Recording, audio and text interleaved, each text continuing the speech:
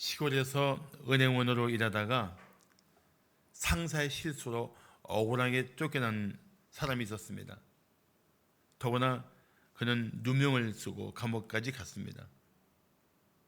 그는 수감 중에 작가가 되고 싶었던 어린 시절의 꿈을 되찾고 글을 쓰기 시작했습니다.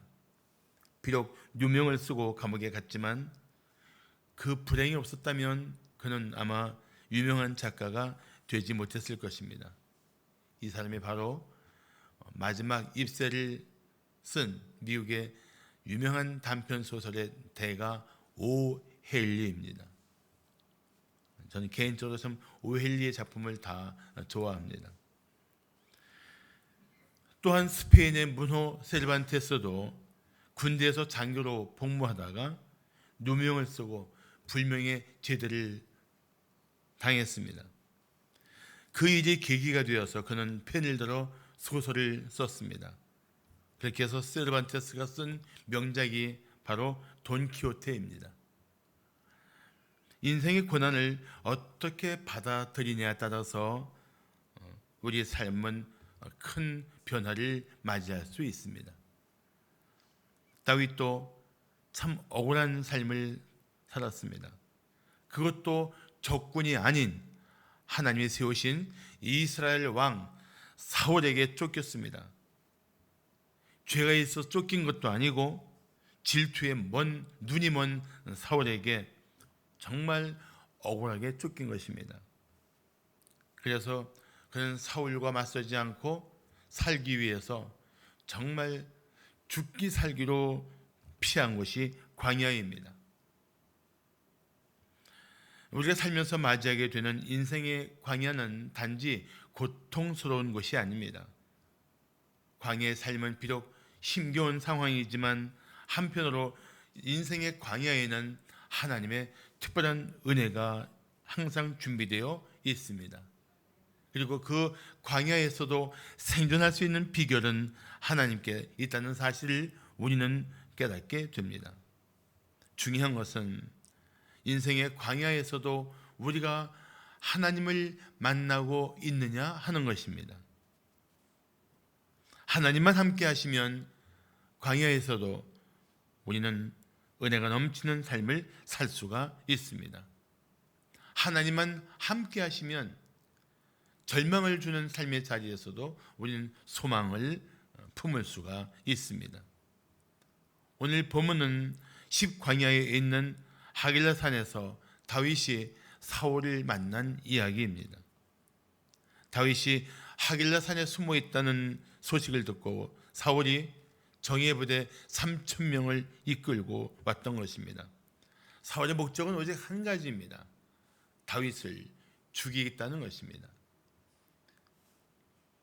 그런 사울에게 다윗이 했던 행동은 오늘 살고 있는 우리들에게 큰 교훈을 주고 있습니다. 억울한 상황이라도 우리가 그리스도 안에서 어떻게 해야 할 것인지를 함께 나누기를 바랍니다. 자, 성도는 억울한 상황에서 대적에게 어떻게 해야 할까요? 첫째, 인간적인 생각보다 하나님의 뜻을 따라야 합니다. 억울한 생각에 인간적인 방법과 수단을 동원하고 싶을 때가 있지만 그래도 우리는 끝까지 하나님의 뜻을 묻고 하나님의 뜻을 따라야 한다는 것입니다. 사울의 집요한 추격을 피해서 다윗과 그 일행은 십광야 앞에 있는 하길라 산에 숨었습니다. 그렇지만 사울은 다윗이 하길라 산에 숨었다는 소식을 듣자마자 군사 3,000명을 이끌고 하길라 산으로 몰려와서 산길가에 진을 쳤습니다. 다윗은 다윗대로 사울이 자기를 따라 광야에 친 것을 알고 아비새와 함께 밤에 사울의 진영으로 잠입했습니다. 그리고 진영 가운데 잠들어 있는 사울의 곁으로 다가갔습니다. 자신을 죽이려고 악착같이 쫓아온 사울을 단번에 제거할 수 있는 절호의 기회였습니다. 그때 아비새는 다윗에게 이런 말을 했습니다. 하나님이 오늘 당신의 원수를 당신의 손에 넘기셨나이다. 그러므로 청하오니 내가 창으로 그를 찔러서 단번에 땅에 꽂게 하소서. 내가 그를 두 번 찌를 것이 없으리이다. 새 중에 가장 무서운 새가 아비새라는 말이 있습니다. 그렇게 아비새는 다윗에게 청했습니다. 아마 제가 읽게 읽었지만 현장에서는 지금 다윗과 아비새는 잠들어 있는 그 진영 정중앙에 사울의 곁에 서 있었기 때문에 아마 조용하게 얘기했을 것입니다. 이렇게 얘기했을 거예요. 속삭이듯이 하나님이 오늘 당신의 원수를 당신의 손에 붙였나이다. 뭐 그랬을지 몰라요. 더 적었을지도 몰라요. 소리에 민감한 누군가가 깨어나면 그들은 즉각 붙잡힐 것이기 때문입니다. 사울만 죽이면 지긋지긋하게 쫓기는 도망자의 신세가 끝날 수 있습니다. 사울만 죽이면 다윗은 왕이 되어서 광야의 삶을 벗어날 수 있습니다. 사울만 죽이면 다윗은 영광을 누릴 수가 있습니다. 더구나 아비새 말은 얼마나 설득력이 있습니까? 하나님이 오늘 당신의 원수를 당신의 손에 넘기셨나이다. 얼마나 설득력이 있어요. 그만큼 절호의 기회였습니다. 그렇지만 성도는 인간적인 생각보다 하나님의 뜻이 무엇인지를 먼저 물어야 합니다. 아무리 내가 보기에 절호의 기회라고 할지라도 하나님 앞에 먼저 묻는 것이 이 문제를 바르게 푸는 지혜인 것입니다.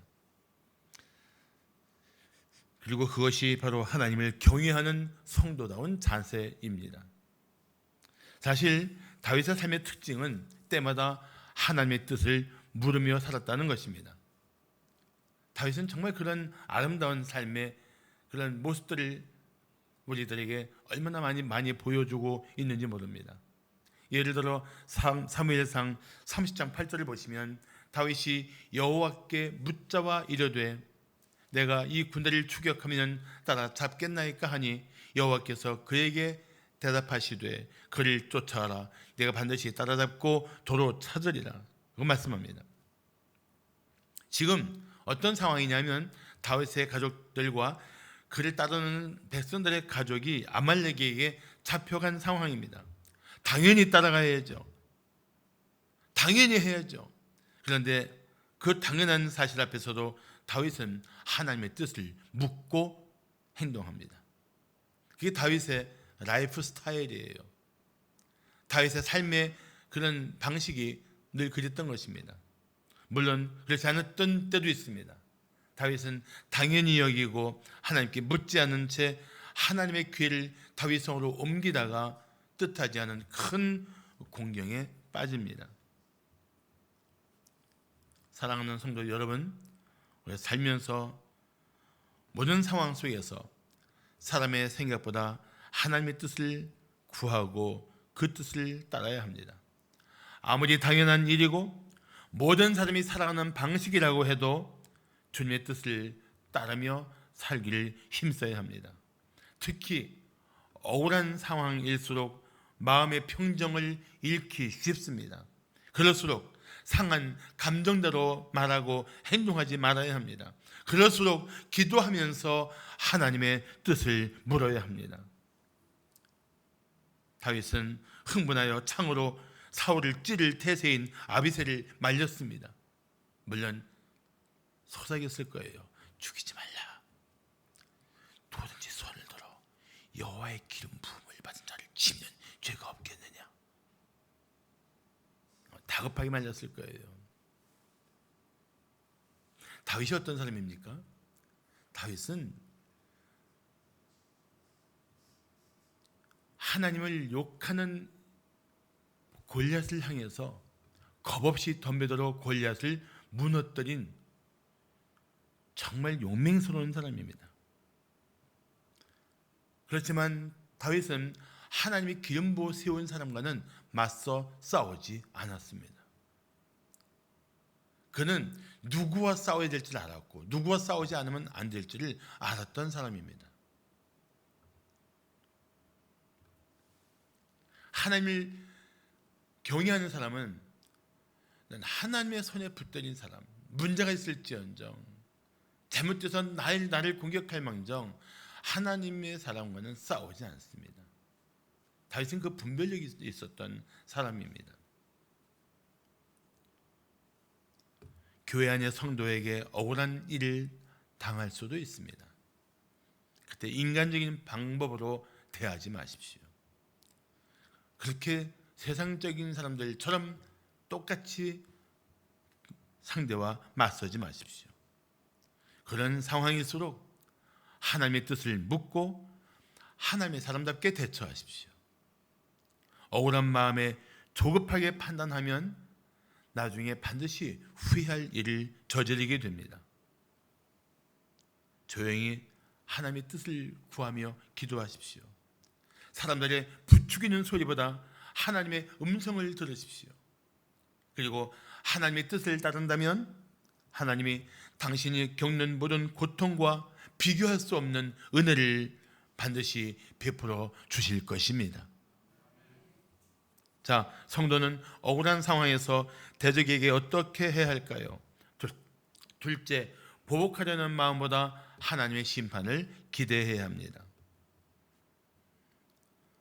우리가 살면서 분노에 사로잡혀 사는 것은 자신의 삶을 고통스럽게 만드는 선택입니다.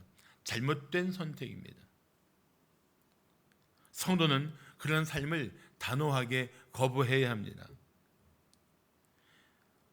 사람을 미워하는 마음과 상대에게 대한 적대적인 감정을 가지고 하나님을 온전히 신뢰할 수가 없습니다. 왜냐하면 마음 깊은 곳에 하나님을 향한 원망이 자리 잡기 때문입니다. 비록 억울하게 쫓기는 도망자의 신세였지만 다윗이 보였던 행동은 전적으로 하나님을 신뢰하는 사람다운 모습입니다. 자, 10절을 보십시오. 다윗이 또 이르되 여호와께서 살아계심을 두고 맹세하노니 여호와께서 그를 치시리니 혹은 죽을 날이 이르거나 또는 전쟁에 나가서 망하리라. 다윗은 살아계신 하나님께 이 모든 것을 다 맡겼던 것입니다. 이것은 절대 저주가 아닙니다. 살아계신 하나님께 다 맡기고 스스로 보복하지 않겠다는 결단입니다. 우리는 억울하다는 이유로 스스로 문제를 해결하려고 합니다. 그런데 때로 이런 자세는 문제를 더 악화시킬 뿐입니다. 나중에는 원한과 앙심이 꼬리를 물고 적대적인 관계를 만들게 됩니다. 생각해 보십시오. 우리 모든 문제가 참 많습니다. 우리는 모두 다 연약한 존재입니다. 우리가 인간적인 방식으로 문제를 풀려고 하면 우리는 더 심각한 갈등에 빠질 수밖에 없습니다. 그래서 우리가 그냥 마음에 치밀어 오르는 감정대로 행동한다면 그것은 어쩌면 자신의 마음에 유쾌, 상쾌, 통쾌한 마음을 줄 것처럼 착각하게 만듭니다. 그러나 결과도 그렇게 될까요? 저는 그렇지 않다고 생각합니다. 마음에서 북받쳐 오르는 대로 말하고 행동한 것은 절대로 그 문제를 푸는 지혜와는 거리가 멉니다. 예수님은 우리의 모델이십니다. 베드로전서 2장 23절을 보시면 예수님은 욕을 당하시되 맞대어 욕하지 아니하시고 고난을 당하시되 위협하지 아니하시고 오직 공의로 심판하시는 이에게 부탁하셨습니다. 오직 공의로 심판하시는 분이 누구십니까? 맞습니다. 하나님 아버지이십니다. 그래서 로마서 12장 19절을 말씀하기를 내 사랑하는 자들아 너희가 친히 원수를 갚지 말고 하나님의 진노하심에 맡기라. 기록되었으되 원수 갚는 것이 내게 있으니 내가 갚으리라고 주께서 말씀하시니라고 합니다. 그러면 우리는 이 말씀을 붙들고 하나님께 다 맡겨야 합니다. 맡기고 우리는 어떻게 해야 할까요? 이어서 로마서 12장 20절 21절은 이렇게 말씀합니다. 네 원수가 줄이거든 먹이고 목마르거든 마시게 하라. 그리함으로 내가 숯불을 그 머리에 쌓아 놓으리라. 악에게 지지 말고 손으로 악을 이기라고 합니다. 숯불을 머리에 쌓아 놓는 게 뭐냐면은 이 당시에 머리에 뜨거운 숯을 담은 대야를 이고 있는 것은 잘못한 사람이 회개하는 행동입니다. 회개하는 행동이 뜨거운 숯을 머리에 이제 넣은 대야를 머리에 이고 있는 거예요. 근데 거기에 내가 줄인 원수에게 먹이고 목마른 원수를 마시게 하면 숯불을 그 머리에 쌓는다는 얘기예요. 무슨 뜻이냐면 그 사람이 회개하도록 한다는 것입니다. 내가 그렇게 하는 것이 그를 회개하게 하는 것이지 내가 복수하고 내가 그에게 보복하는 것 가지고는 그 사람을 돌이킬 수 없다는 것입니다.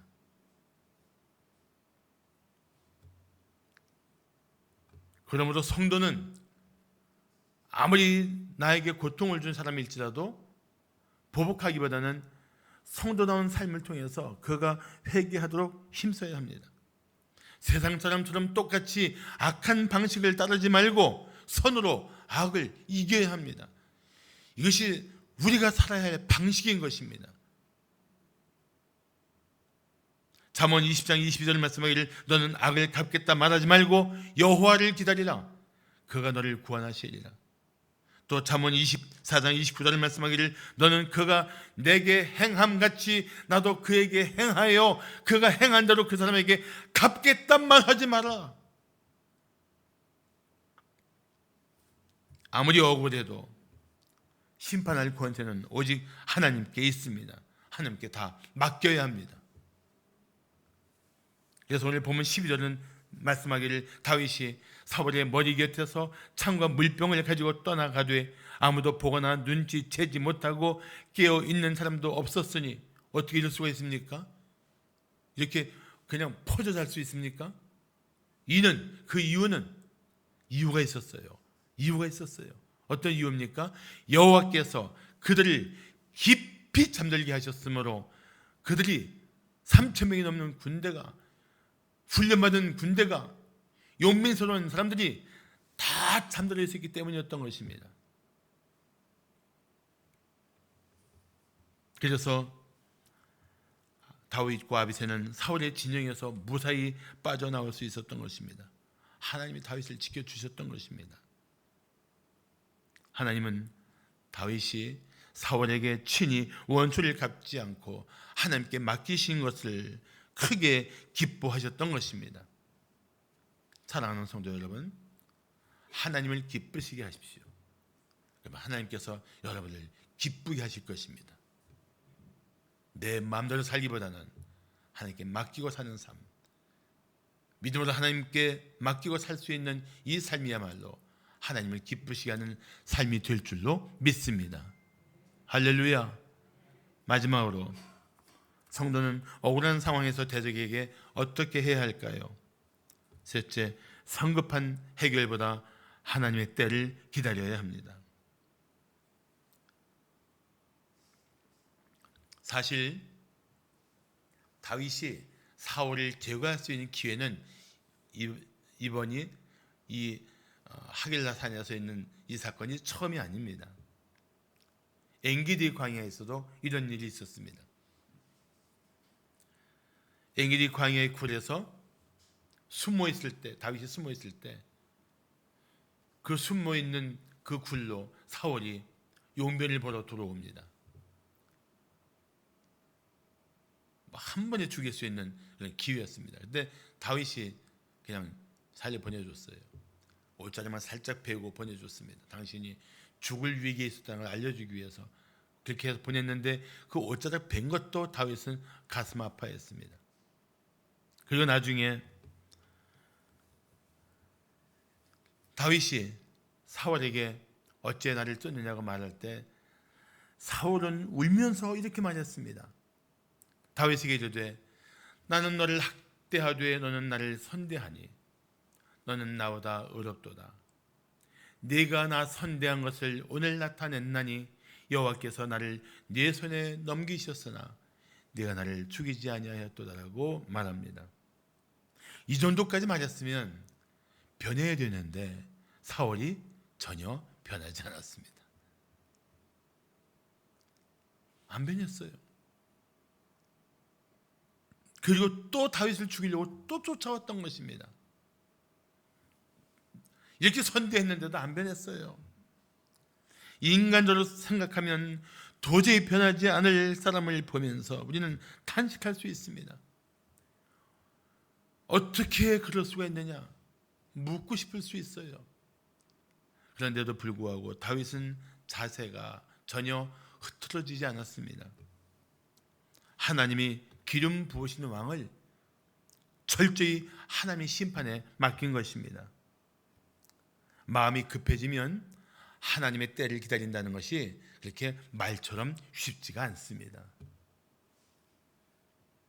참고 기다리기가 참 힘듭니다. 그냥 성질대로 후다닥 해치워버리고 싶은 것이 우리들의 실상입니다. 그냥 하나님이 내 마음처럼 속히 해결해 주기를 바랍니다. 그렇지만 우리가 항상 마음에 새길 것이 있습니다. 하나님의 때가 가장 좋은 때입니다. 하나님의 방법이 최상의 방법입니다. 그래서 하나님께 맡기는 것이 가장 좋습니다. 아까 17절에서 다윗이 뭐라고 얘기했죠? 아비새에게 다윗이 또 이르되 여호와께서 살아계심을 두고 맹세하노니 여호와께서 그를 치시리니. 누구예요? 사울을 치실 거야. 우리가 할 일이 아니야. 우린 그에게 손을 내면 안 돼. 하나님이 하실 거야. 그런데 보세요. 혹은 죽을 날이 이르거나 또는 전장에 나가서 망하리라. 다윗은 전쟁에 나가서 망하는 것만 얘기한 것이 아니라 그 앞서서 무슨 말을 했습니까? 죽을 날이 이를 거라고 말했습니다. 만약 사울이 장수하다가 죽고 그가 사울이 장수하는 동안 다윗이 계속 쫓길지라도 그것마저 하나님께 다 맡긴 거예요. 그런 말 할 수 있지 않습니까? 다윗, 사울이 오래 살면 당신은 평생 쫓겨야 돼. 그래도 괜찮아? 다윗이 뭐라고 말한 겁니까? 사실은 괜찮다는 거예요. 악한 자가 장수하고 형통하도 괜찮겠어? 하나님께 다 맡기겠다는 거예요. 다 맡기겠다. 하나님 앞에.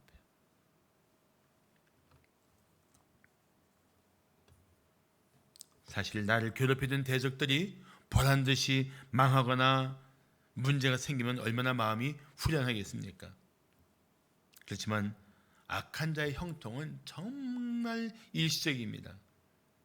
그들의 형통과 장수를 절대 부러워하지 말아야 합니다. 그래서 시편 37편 7절과 8절을 말씀하기를 여호와 앞에 잠잠하고 참고 기다리라. 자기 길이 형통하며 악한 꾀를 이루는 자 때문에 불평하지 말지어다. 분을 그치고 노를 버리며 불평하지 말라. 오히려 악을 만들 뿐이라. 세상은 수단과 방법을 가지지 않는 자들이 잘 되는 것처럼 보이지만 우리는 심판하시는 하나님을 주목해야 합니다. 그리고 세상이 어떻게 할지라도 우리는 하나님 앞에서 거룩한 삶을 힘써야 합니다.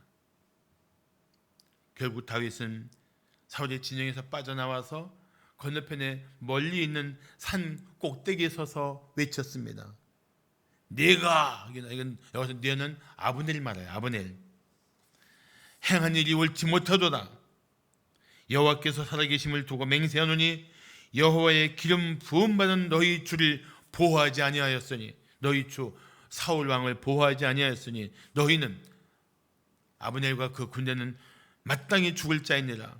이제 왕의 창과 왕의 머리 곁에 있던 물병이 어디 있나 보라 하고 보여줍니다. 사울은 기겁을 했습니다. 내가 또 죽을 뻔했구나.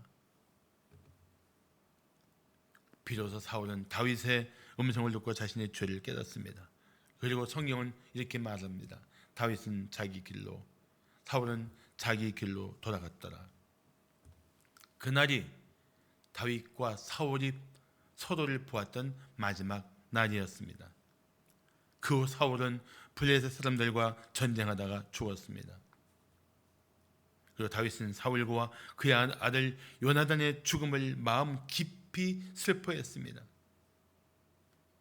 원수가 사라진 기쁨보다는 자신을 죽이려고 했지만 하나님의 사람이 죽은 것을 그는 진실로 슬퍼했던 것입니다. 그것이 바로 사람에게 주목하지 않고 하나님을 경외하며 살아가는 사람의 자세인 것입니다.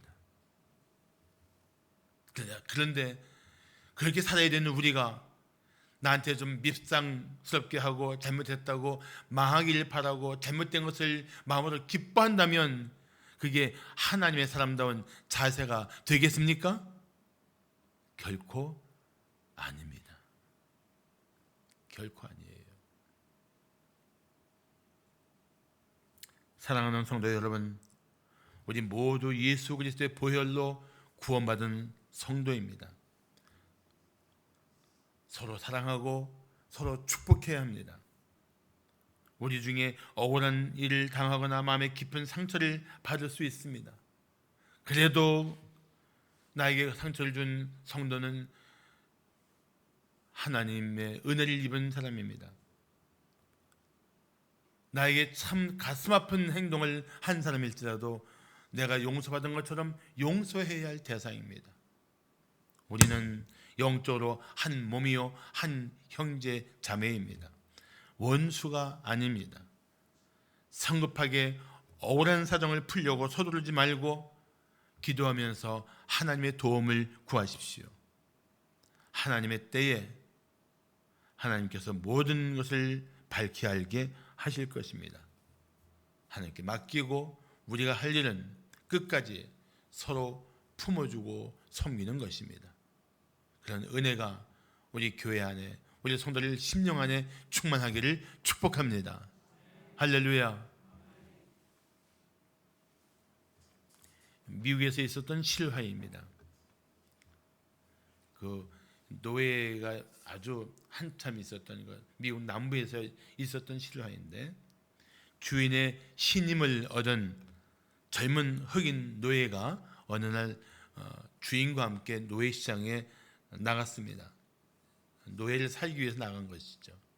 그런데 나갔다가 그 단에서 떨고 서 있는 한 흑인을 보았습니다.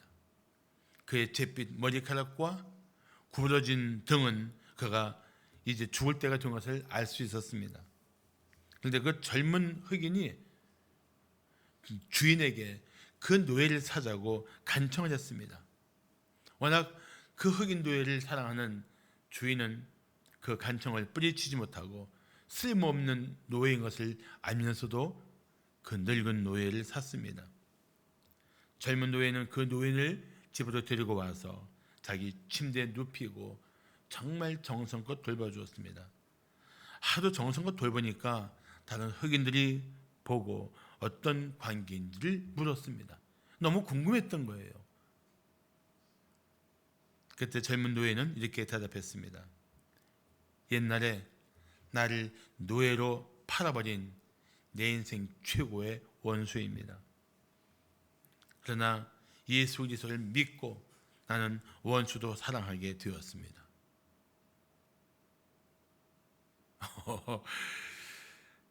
정말 예수의 영, 성령이 그 안에서 역사하시면 난 이런 변화가 얼마든지 가능하다고 믿습니다. 오래전에 오스트레일리아의 브리스베인에 있는 울큰 대학교에서 고난주간 동안 기도회를 열었을 때 마침 파푸아 뉴기니에서 유학 왔던 아이작 코카가 그 기도회 때 나와서 이런 간증을 했습니다. 우리 부족은 원수를 절대 용서하지 않습니다. 그런데 제가 예수를 알고 나니까 제가 하나님의 원수였습니다. 하나님은 원수 같은 저를 위해 외아들을 보내주셔서 제 모든 죄를 용서하셨습니다. 그분은 나에게 원수를 갚지 않으셨습니다. 그래서 저도 이제 원수를 갚지 않기로 결단했습니다. 예수 안에서 이런 변화가 반드시 있어야 합니다. 반드시 있어야 돼요. 그렇습니다. 십자가의 은혜를 받은 우리는 원수를 갚기 위해 삶을 낭비하지 말아야 합니다. 그리고 아무리 악한 자가 우리를 공격하고 때로 억울한 일을 당하게 할지라도 하나님이 우리의 피난처가 된다는 사실을 잊지 말아야 합니다. 다윗은 시편 37편 39절과 40절에서 이렇게 말했습니다. 의인들의 구원은 여호와로부터 오나니 그는 환난 때에 의인들의 요새이시로다. 여호와께서 의인들을 도와 건지시되 악인들에게서 건져 구원하심은 여호와를 의지한 까닭이로다. 우리 삶의 비결은 오직 하나님께 있다는 것입니다. 하나님의 도움을 믿는 성도는 더욱 하나님의 사람답게 살아야 합니다. 당신을 고통스럽게 하는 이웃이 누구입니까? 그를 위해 기도하십시오. 당신에게 억울한 일을 행한 사람은 누구입니까? 그가 회개할 때까지 선을 행하십시오. 당신에게 가슴에 큰 상처를 준 사람은 누구입니까? 그를 긍휼히 여겨달라고 하나님께 간절히 기도하십시오. 베드로는 고난을 당하는 성도들에게 이렇게 말했습니다. 그러므로 하나님의 뜻대로 고난을 받는 자들은 또한 선을 행하는 가운데에 그 영혼을 미쁘신 창조주께 의탁할지어다. 아멘. 억울하게 당한 일이 있습니까? 그 억울한 모든 사정을 하나님이 다 알고 계십니다. 모든 것을 아시는 하나님께서 당신을 위해 모든 것을 밝혀주실 때가 올 것입니다. 그때까지 하나님께 맡기고 당신은 하나님을 신뢰하는 성도답게 선을 향하며 날마다 힘써 살기를 축복합니다. 기도하겠습니다.